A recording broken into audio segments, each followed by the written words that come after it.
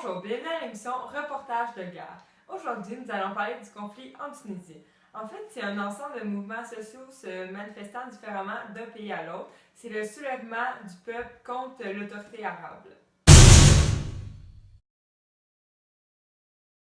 Géographique pour mieux vous situer. La Tunisie, c'est en fait le plus petit État du Maghreb, se situant au nord du continent africain. La population actuelle de la Tunisie est d'environ 10 millions de personnes. De plus, il y a beaucoup de ressources naturelles dans celles-ci, mais elles sont très mal exploitées.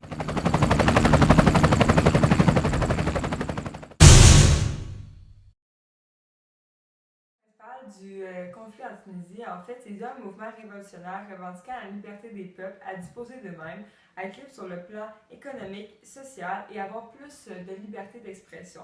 En fait, politique, les gens vont revendiquer le fait qu'il y a beaucoup de corruption, que la corruption contrôle le pouvoir et que les proches de la famille présidentielle s'enrichissent aux dépens de la classe moyenne. Les entreprises privées vont aller aux proches de la famille présidentielle. Il va y avoir de nombreuses personnes qui vont être congédiées et qui vont être mises à la porte. Ça va faire une forte perte d'emploi, ce qui va amener du chômage. C'est pour ça que les gens vont se sentir vraiment délaissés de ce pays, puis il va y avoir un grand sentiment de révolte.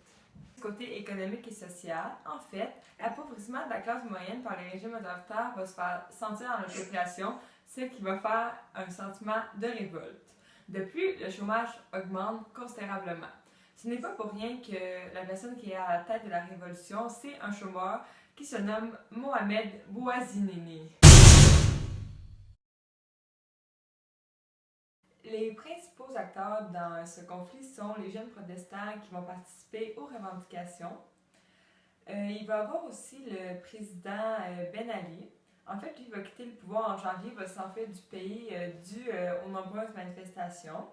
Les gens vont manifester contre la pauvreté, le chômage, la tyrannie et la corruption du gouvernement principalement. La mort de Mohamed Brahmi, c'est la goutte en fait qui va faire déborder le vase.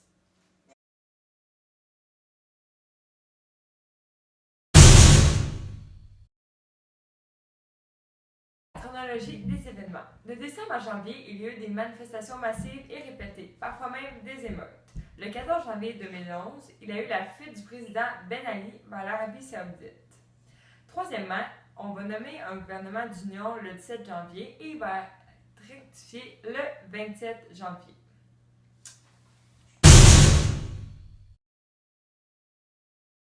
Voici quelques conséquences. Les révoltes ont provoqué le renversement des dictateurs et le changement du régime, ce qui fut une excellente nouvelle pour les gens qui habitaient ce pays. Économiquement, le taux de chômage des jeunes diplômés est très élevé, ce qui n'est pas très bon pour ceux-ci. De plus, celui-ci est très en hausse. Politiquement, la reprise du pouvoir a été assurée par le premier ministre de l'ancien président Mohamed Ghannouchi. Le Parlement tunisien adopte enfin une constitution en janvier 2014 à la suite de toutes premières élections démocratiques. Socialement, ces luttes politiques et sociales étaient davantage liées à la question du chômage et du népotisme, avec notamment les émeutes de 2008 déclenchées dans le bassin minier de Gatfa. Sur le plan international, maintenant, c'est une véritable transition vers la démocratie depuis 2011, ce qui est une nouvelle très positive. Pour ce qui est de l'intervention dans le conflit tunisien, en fait, selon nous, on pense que ça ne serait pas une bonne idée que l'ONU, avec les 5 pays membres permanents, interviennent parce que c'est un conflit entre la Tunisie et le gouvernement, donc ça ne concerne pas le monde en entier.